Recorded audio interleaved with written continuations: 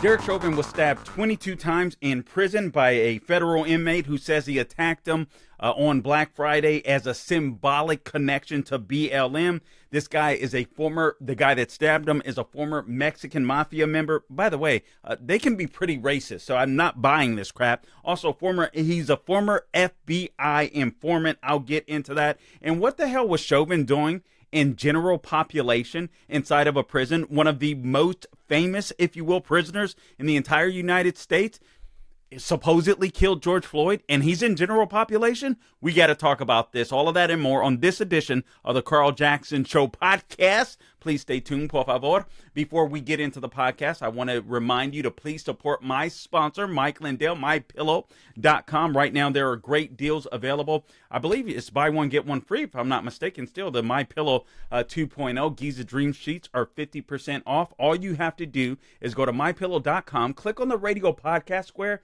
and enter my name, Carl, C-A-R-L, or give them a call, 800-858-0263. Guys, listen, I love this company, MyPillow. I have a lot of their products, frankly. Listen, I have the original MyPillow. I have the MyPillow 2.0. I didn't think the MyPillow could get any better. This is coming from a guy who, literally, I had a pillow that I had for literally over a decade growing up. I lost the thing. I could never find a pillow to replace it until I got a MyPillow. Absolutely love the MyPillow. So right now there are deals available. Some deals are over 50% off. Some deals are literally over 60% off. MyPillow.com. I mean, towels, bed sheets, mattress toppers, dog beds, you name it, slippers, Giza Dream Sheets, you name it, MyPillow.com. Promo code Carl, 10-year warranty, 60-day money-back guarantee.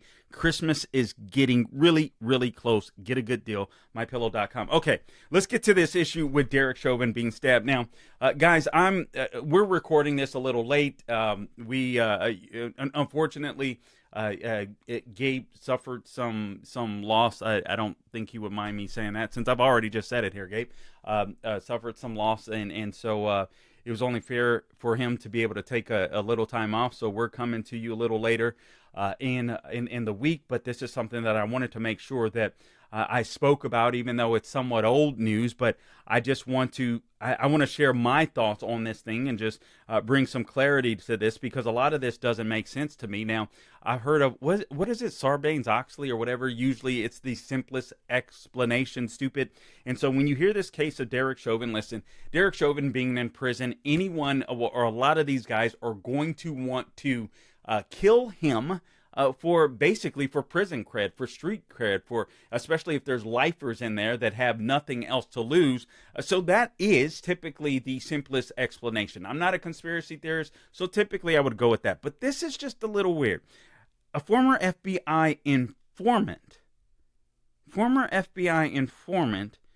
is the one that stabbed Derek Chauvin 22 times, to a point where he had to be rushed to a hospital for life-saving surgery.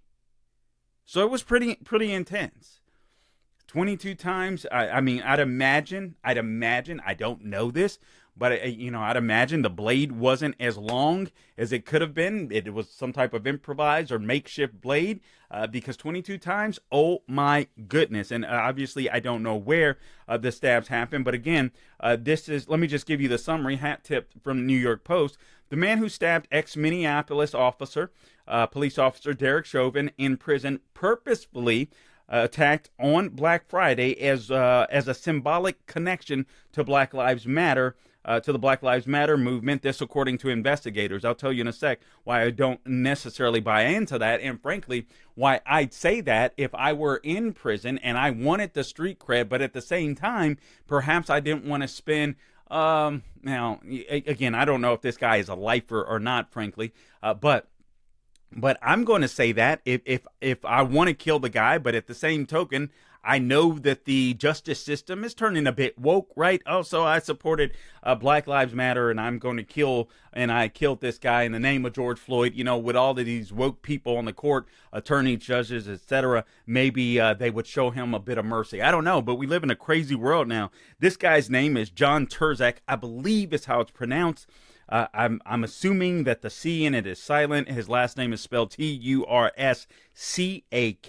He's 52 years of age. He's the former Mexican Mafia member. I mean, just think Mexican cartels, basically within the parameters of the United States of America, but more street gangish, if you will. But Mexican Mafia, listen, when I lived in Los Angeles, I would hear of the Mexican Mafia and some of the things that they would do. But again, this guy, 52 years old himself, stabbed Chauvin 22 times. Chauvin is inside of a Tucson federal prison, Tucson, Arizona. He was taken out of Minneapolis, I'm guessing because they thought that if they moved him to a different location, to a different part of the country, I don't know, maybe more inmates wouldn't know about him or he'd be safer there. That's just absolutely ridiculous. It's asinine. It doesn't make one, hill of a difference. But anyway, that's what happened. So luckily, or thank God, apparently these corrections officers were able to respond quickly to the attack, and they sprayed this guy, John Turschak, with pepper spray to get him off, to remove him from Chauvin, and they were able to get him the care that he needs right now. This guy, John Turschak, is being charged with attempted murder, assault with the intent to commit murder, assault with a dangerous weapon, and assault resulting in bodily injury. So those are the 4 charges against him. This guy was serving a 30-year sentence, so he wasn't I guess that is a lifer, because a lifer is considered in many cases, I believe, 27 years, if I recall correctly. But he's serving a 30-year sentence for crimes committed while he was working as an FBI informant. All right, so I guess, this guy's working as an FBI informant, and he's going a little buck wild, committing crimes that they didn't expect him to commit. I'm not buying into that anymore.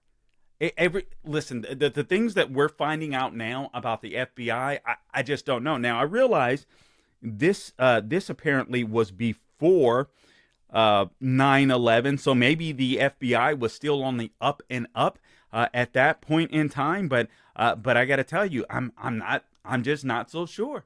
There's so many things that, in hindsight 2020, I've always respected the FBI, CIA, and all of these agencies. But as we see the persecution of Donald Trump, we see what they're doing to the J6 protesters, making them political prisoners. If you've seen the fall of Minneapolis.com, and I would encourage everybody listening to this video to watch the fall of Minneapolis.com, I think you'll walk away, as I did, like, man, this guy Derek Chauvin is completely innocent based upon the body camera that they never showed in the court, that they never showed on news, they never showed to the public. Some of it they did later, months later, but even then, it wasn't shown in its entirety. They did not show the instruction manual that I talked about it with Liz Collins earlier in the week, where literally this maximum restraint technique was all of the officers in that police department were trained on it, and they were trained, listen, you use that technique and you stay on that person until the ambulance arrived. And so that's exactly what Derek Chauvin did. So you have an innocent man that was nearly killed in the prison system. Again, Turschak stabbed Chauvin with a shank, if you will, basically an improvised knife, makeshift knife, whatever material he was able to find inside of the prison. Again, it was also symbolism, according to this guy. Now, he did say he did tell investigators that he chose Black Friday again for his attack because it was symbolic with the Black Lives Matter movement, and he says, quote, the black hand symbol associated with the Mexican Mafia criminal organization. So apparently the Mexican Mafia uses that symbol as well, or at least it's associated with it somehow, at least according to this gentleman. And let me just say this too about, I don't completely buy this story. It makes sense. It does make sense. And maybe he's just telling the truth. Listen, Black Friday, Black Lives Matter. I think he could have chose any day to do it, frankly, and say, listen, I stand in solidarity with Black Lives Matter because Black Friday is nothing more than a sales event, the day after a day after Thanksgiving. So if he wanted to show any type of connection to BLM, if he would have just killed them and said, "Listen, I did this because I support BLM," I just have a hard time believing that that's the real reason, because I grew up in Los Angeles, and a dirty little secret that a lot of people don't know is when it comes to gang affiliation, a lot of blacks and Mexicans do not get along. All right. I mean, I remember growing up, and I heard the N-word by white people probably a couple of times, 2 or 3 times growing up, by Mexicans every single day. And I'm not exaggerating. All right. I'm not exaggerating. It was just, and obviously I used the N-word. My homeboys used the N-word.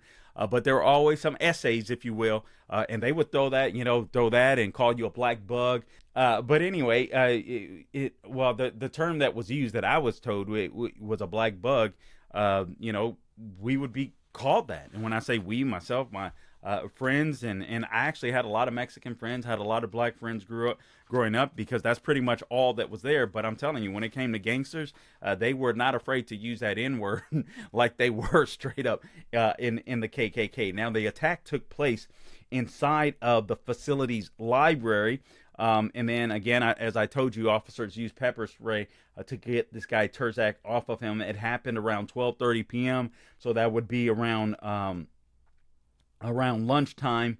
And again, Chauvin is serving a 22-year sentence, in my opinion, wrongfully convicted over the death of George Floyd. And I am convinced, if you go to thefallofminneapolis.com, watch the documentary, it's absolutely free.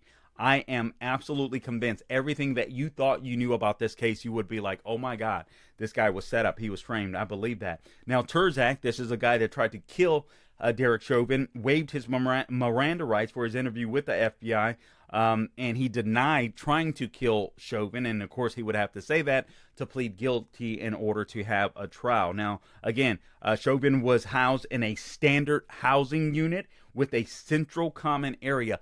Why the heck? You tell me this. You tell Chauvin, Jeffrey Epstein, and Jeffrey Epstein we know is gone.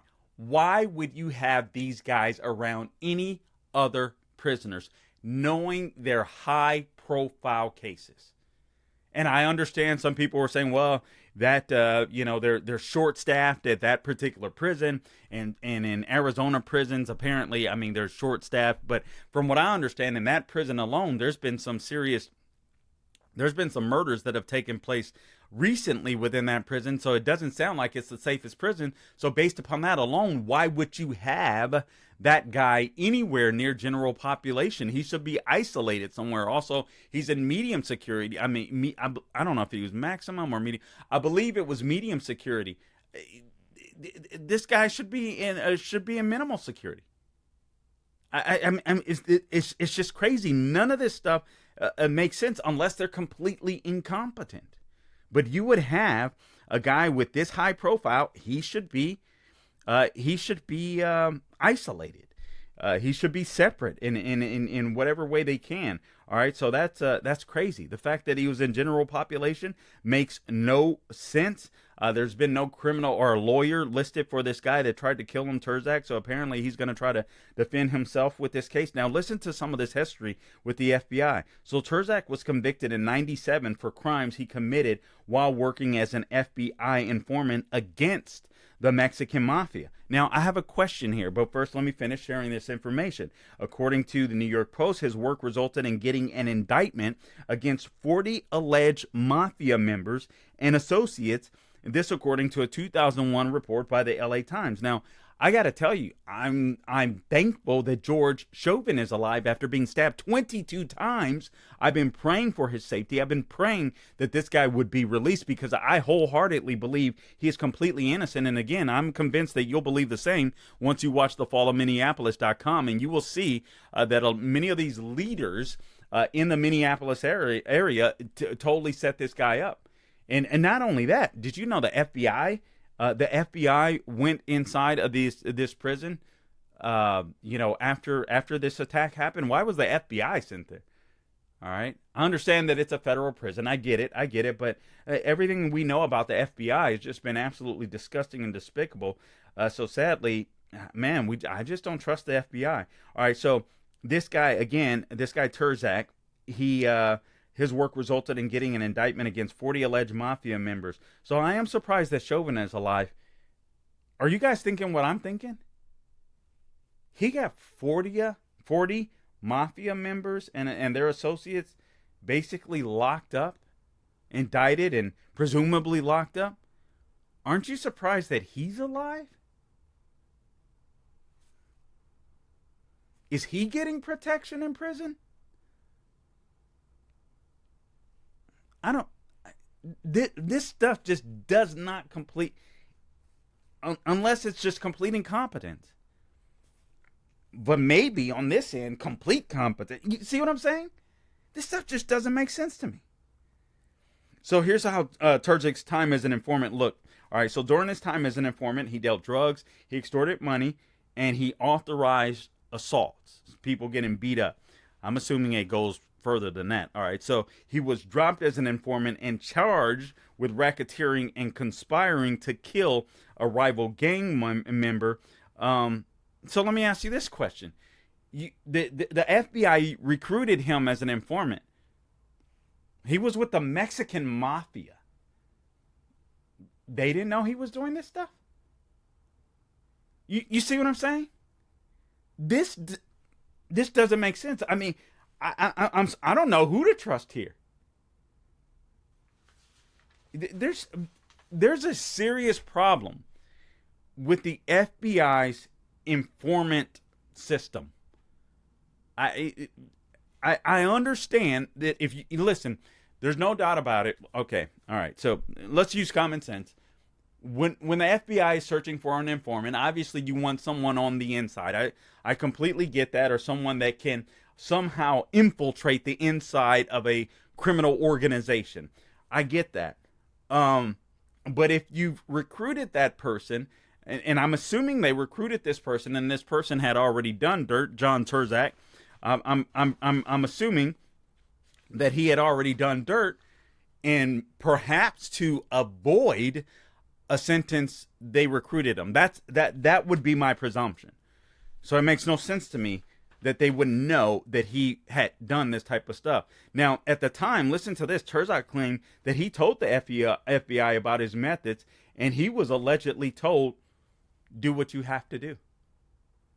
In other words, in order to get the information we need, you're allowed to continue to live the life that you were living when we recruited you. Now, who do you believe? John Terzak or the FBI? A few years ago, I would have said the FBI. Now I don't know. He said, and I quote, "I didn't commit those crimes for kicks. I did them because I had to if I wanted to stay alive." Now, that's probably, the Mexican Mafia nipping at him and him, listen, if you told me to do what I have to do, in order to get these informants and I got to stay alive, I got to play the role. So listen, this is just a really, really crazy case. Apparently, I saw Liz Collins is the creator of the Fall of Minneapolis.com. She was able to finally speak to, I believe, Derek Chauvin's mother, whom apparently he was able to contact her after spending some time in the hospital, and apparently he's going to be okay and make it, thank God. But this was a very close call. If that changes, I'll pop on this podcast and give you some other information. But I'm asking you to pray for the safety of this guy, Derek Chauvin. I'm asking you to pray for the release of this guy, Derek Chauvin. And I want to know, honestly, listen, I want to know if there was a hit job put out on Chauvin, or if this guy worked independently, this guy John Terzak, and more than likely that was it. But I'm telling you, when a situation like this, when of all the people in prison, when you're in general population and you're a very high profile prisoner, a former Mexican Mafia member that happens to be an FBI informant is the one that goes after you. I don't know. Questions. I'm not a conspiracy theorist, but questions. All right, guys, listen, I appreciate you tuning in to this edition of the Carl Jackson Show podcast. Please, I'm asking you to subscribe to this podcast and share this podcast. And if you would too, you're on YouTube and Rumble. If you will review, give us a 5. That's going to help us to move up the charts. That's going to help more people, help us to gain more exposure. We would sincerely appreciate that. I'm on social media at The Carl Jackson Show. I'm on Instagram. I'm on Twitter. I'm on Facebook. I've been slacking on Instagram. I'm not listen, I don't do well with Instagram. I'm working on that. I need to get better. But if you follow me there, I'm going to be posting more stuff. You have that to look forward to. Really appreciate you guys tuning in. And until next time, do not grow weary doing good. God bless you.